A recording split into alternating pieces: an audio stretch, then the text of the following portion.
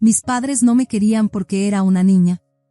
Esas palabras resonaban en mi mente mientras estaba de pie en las escaleras del hospital, aferrando la única posesión que tenía, una manta gastada con mi nombre, Mónica, escrito en un pedazo de papel. Era solo otra niña no deseada en un mundo que parecía demasiado grande, demasiado frío y demasiado cruel para una niña pequeña. El orfanato se alzaba frente a mí como una fortaleza de sueños olvidados. Sus paredes grises parecían absorber no solo la luz del sol, sino también las esperanzas de cada niño dentro. El aire estaba impregnado con el sonido de llantos apagados y oraciones susurradas, oraciones de que tal vez, solo tal vez, alguien nos eligiera, nos amara, nos quisiera. Aprendí rápidamente que sobrevivir significaba volverse invisible. Los niños mayores eran despiadados, empujándome en la fila del almuerzo, robando las pocas raciones de comida que lograba conseguir, y llamándome nombres que herían más profundamente que cualquier golpe físico.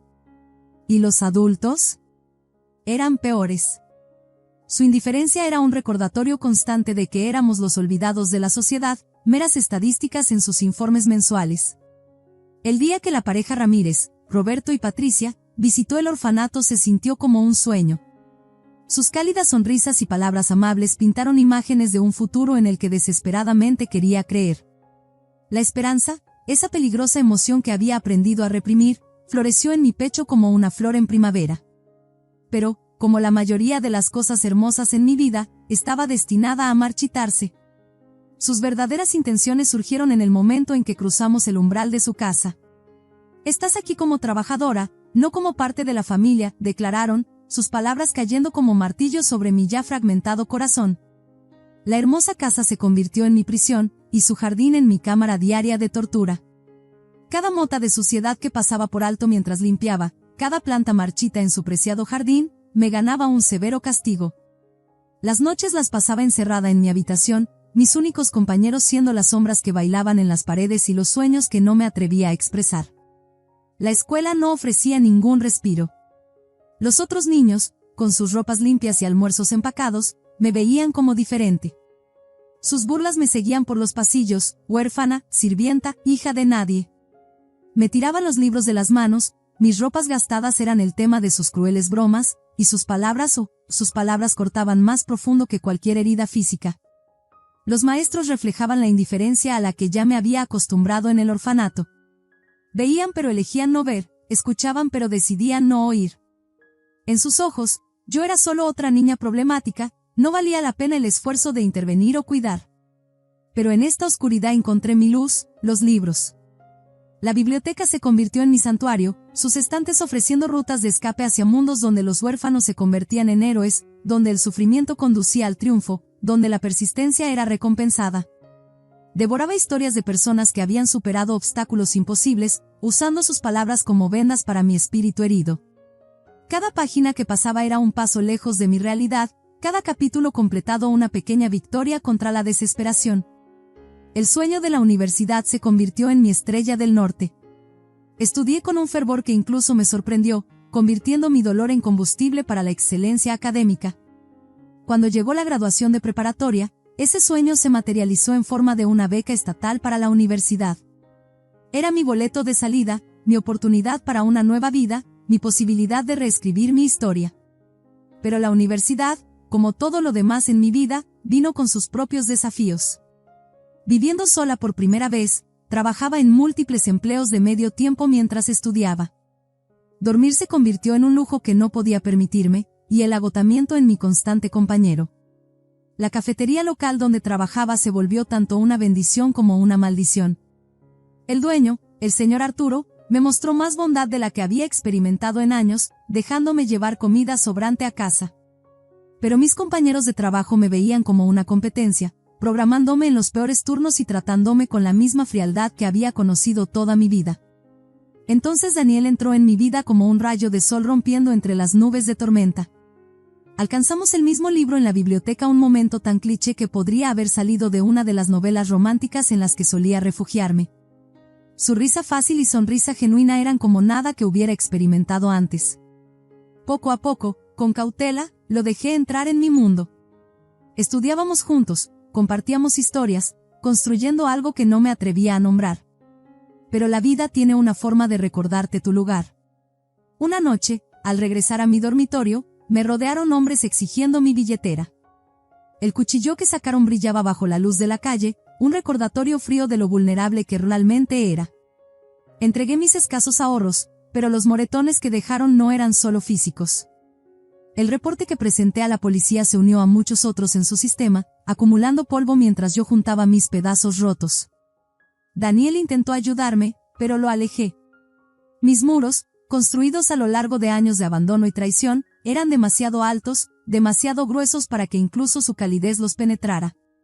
No quería ser una carga, no quería añadir mis problemas a su ya ajetreada vida. La distancia parecía más segura que la dependencia. La presión creció como una presa a punto de reventar largas horas en la cafetería, interminables sesiones de estudio, preocupaciones financieras constantes. Cuando finalmente colapsé en mi dormitorio, no fue una sorpresa, sino más bien una inevitabilidad. La habitación del hospital, con sus máquinas pitando y paredes estériles, se convirtió en un espejo de mi vida clínica, impersonal, solitaria. Daniel se sentó junto a mi cama, sosteniendo mi mano, susurrando que todo estaría bien. Pero, ¿cómo podría estarlo? Años de sufrimiento me habían enseñado que, bien, era un lujo reservado para otros, no para niñas huérfanas que tenían que luchar por cada migaja de felicidad. Entonces llegó la llamada que lo cambiaría todo. La decana quería verme, y mi corazón latía con la certeza de malas noticias. En su lugar, me ofreció algo que nunca esperé, esperanza en forma de una prestigiosa pasantía en Neurox Systems, una empresa líder en tecnología. Por primera vez en mi vida, sentí que formaba parte de algo más grande que mi supervivencia. La pasantía abrió puertas que no sabía que existían, me presentó a personas que me veían como algo más que mi pasado, y me dio un vistazo de lo que podría ser mi futuro. Daniel estuvo a mi lado durante todo el proceso, su apoyo inquebrantable, su presencia un recordatorio constante de que tal vez, solo tal vez, merecía la felicidad también. Pero la felicidad, como todo lo demás en mi vida, vino con un precio. Trabajando tarde una noche en Neurox Systems, me topé con documentos que hicieron que mi sangre se helara. La empresa estaba recortando gastos, usando métodos peligrosos que ponían vidas en riesgo.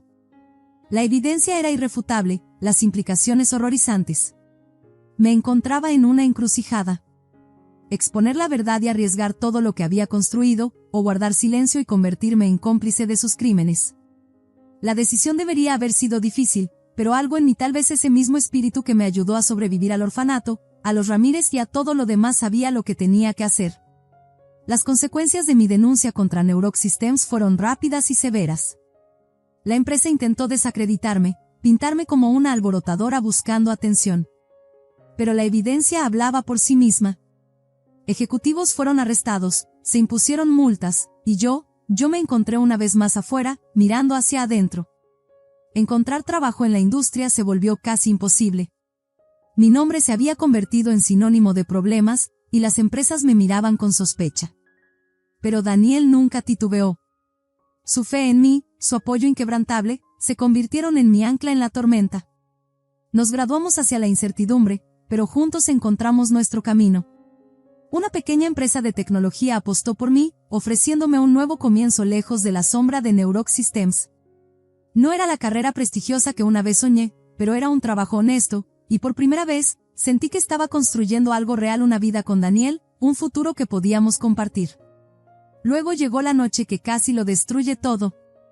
El ataque fue repentino, violento. El destello del arma, el dolor punzante, el mundo volviéndose oscuro, todo sucedió tan rápido. Cuando abrí los ojos en el hospital, Daniel estaba allí, lágrimas rodando por su rostro, sosteniendo mi mano como si nunca quisiera soltarla. La recuperación fue un largo camino, marcado por el dolor físico y la sanación emocional. Pero a través de todo, Daniel fue mi constante, mi roca, mi razón para seguir luchando. Su amor transformó mi dolor en fortaleza, su presencia hizo soportables los días más oscuros. Bajo un árbol con hojas doradas, le pedí a Daniel que se casara conmigo. Su sí se sintió como absolución, como si cada lucha me hubiera llevado a ese momento. Nuestra boda fue pequeña pero perfecta, llena de esa alegría que una vez pensé imposible para alguien como yo. La vida encontró su ritmo de tranquilidad hasta que Pablo, un viejo amigo de la universidad, se acercó con una oportunidad en Fiscal Tech Solutions. La empresa estaba a la vanguardia de la tecnología de inteligencia artificial, y buscaban a alguien con mis habilidades. El salario era impresionante, el trabajo emocionante, y el entusiasmo de Pablo era contagioso. Pero algo no cuadraba. Conversaciones en voz baja que se detenían al entrar en las salas, colegas intercambiando miradas significativas, todo se sentía inquietantemente familiar. Entonces Nora, una compañera ingeniera, me mostró lo que había descubierto. Fiscaltech estaba recopilando y vendiendo datos personales sin consentimiento, manipulando información que podía influir en eventos políticos. La historia se repetía, pero esta vez las apuestas eran mayores. Cuando confronté a Pablo, desestimó mis preocupaciones, trató de convencerme de que todo era normal. Pero la evidencia que Nora me había mostrado no me dejaba en paz. Una noche, mientras Daniel dormía, comencé mi propia investigación. Lo que encontré fue peor de lo que imaginaba. Fiscaltech no solo estaba vendiendo datos, estaban manipulando activamente información que podía impactar elecciones, movimientos sociales, el tejido mismo de la sociedad. Daniel y yo sabíamos los riesgos de exponer la verdad. Ya habíamos estado aquí antes, conocíamos el costo de enfrentarnos a intereses poderosos. Pero también sabíamos que no podríamos vivir con nosotros mismos si guardábamos silencio. La vigilancia comenzó casi de inmediato. Autos estacionados frente a nuestro apartamento, figuras extrañas siguiéndonos al trabajo. Me apresuré a reunir pruebas, sabiendo que el tiempo se agotaba. Cuando finalmente entregué todo a las autoridades, la respuesta fue inmediata y devastadora. Fiscaltech fue clausurada, los ejecutivos arrestados, y Pablo, el amigo en quien había confiado, resultó ser parte del engaño desde el principio. Su traición fue profunda, dejando heridas que tomarían tiempo en sanar. Daniel y yo nos retiramos a las montañas, encontrando consuelo en una pequeña cabaña lejos del caos. El aire limpio y el silencio nos ayudaron a sanar, nos dieron espacio para respirar, para pensar, para soñar nuevos sueños. Durante una de nuestras caminatas, descubrimos una vieja cabaña, y en sus paredes desgastadas vimos posibilidades. La restauración se convirtió en nuestra terapia, nuestra forma de construir algo positivo a partir de las cenizas de la traición. Cada clavo martillado, cada pared pintada, se sintió como un paso hacia la sanación. Cuando terminamos, la cabaña se alzaba como un testimonio de nuestra resiliencia, nuestra capacidad de crear belleza a partir de cosas rotas. Pero el mundo no había terminado con nosotros. Mis padres biológicos, Elena y Jorge, reaparecieron repentinamente en mi vida, atraídos por las noticias de mi éxito. Querían dinero, afirmando que era su derecho como mis padres. Sus demandas pronto se convirtieron en amenazas cuando me negué. El acoso escaló: llamadas telefónicas, mensajes, cartas dejadas en nuestra puerta. Usaron mi pasado en mi contra, amenazaron con destruir la vida que Daniel y yo habíamos construido. La gota que colmó el vaso fue cuando aparecieron en nuestra casa, golpeando la puerta, gritando demandas en la noche. La batalla legal con Elena y Jorge se convirtió en una guerra por nuestra paz mental. Nuestra abogada, Diana, nos ayudó a navegar las complejas aguas de las órdenes de restricción y las demandas. La sala del tribunal se convirtió en nuestro campo de batalla, su abogado Fernando, nuestro adversario. Fernando me pintó como la hija ingrata, la exitosa que había abandonado a sus padres en apuros. Pero Diana estaba preparada. Presentó pruebas del acoso, los intentos de extorsión, el historial de manipulación de mis padres. El juicio duró semanas, cada día drenando más de mi energía, poniendo a prueba mi determinación. Daniel asistió a cada sesión, su presencia fue mi fuente de fuerza. Cuando Elena subió al estrado, su testimonio fue una obra maestra de manipulación: lágrimas, arrepentimiento, súplicas al amor maternal. Pero bajo el contrainterrogatorio de Diana, emergió la verdad. Sus motivos fueron revelados, sus mentiras expuestas. El veredicto, cuando llegó, se sintió como libertad. La orden de restricción fue permanente, y se les ordenó pagar los costos legales. Fue más que una victoria legal, fue una reivindicación, la prueba de que defendernos había sido la decisión correcta. Meses después, llegó una carta de Elena. Se disculpaba, decía que Jorge la había manipulado, pedía otra oportunidad. La vieja Mónica habría saltado a la oportunidad, desesperada por cualquier conexión con su pasado. Pero había aprendido a valorar a la familia que había elegido Daniel, nuestra hija adoptiva Lucía, la vida que habíamos construido juntos. Respondí con límites, con la comprensión de que la confianza, una vez rota, toma tiempo para reconstruirse. Su aceptación de estos términos me sorprendió, me dio esperanza de que tal vez algo de sanación fuera posible. Hoy, al mirar hacia atrás en mi viaje desde las escaleras del orfanato hasta donde estoy ahora, entiendo que la familia no se trata de sangre, se trata de elección. Se trata de las personas que están contigo cuando el mundo te da la espalda, que te ayudan a luchar tus batallas, que te aman no a pesar de tus cicatrices, sino por la fortaleza que representan. Mi empresa sigue creciendo, enfocada ahora en desarrollar soluciones éticas de inteligencia artificial que ayuden en lugar de dañar. Lucía llena nuestras vidas de alegría, su presencia es un recordatorio diario del poder del amor para sanar y transformar. Nuestras visitas de fin de semana a la cabaña se han convertido en un tiempo sagrado, momentos en los que simplemente podemos estar juntos, agradecidos por la paz que luchamos tanto por lograr. ¿Habrías enfrentado a tu familia como yo lo hice? ¿Habrías arriesgado todo 2 veces para exponer la verdad? ¿Habrías encontrado la fuerza para construir algo nuevo a partir de las cenizas de la traición? Comparte tus pensamientos en los comentarios. Y recuerda darle like y suscribirte si esta historia te conmovió. A veces, las batallas más difíciles no las peleamos contra otros, sino contra las voces en nuestra propia cabeza que nos dicen que no merecemos algo mejor. Y a veces, la mayor victoria no está en ganar la pelea, sino en elegir pelear en primer lugar.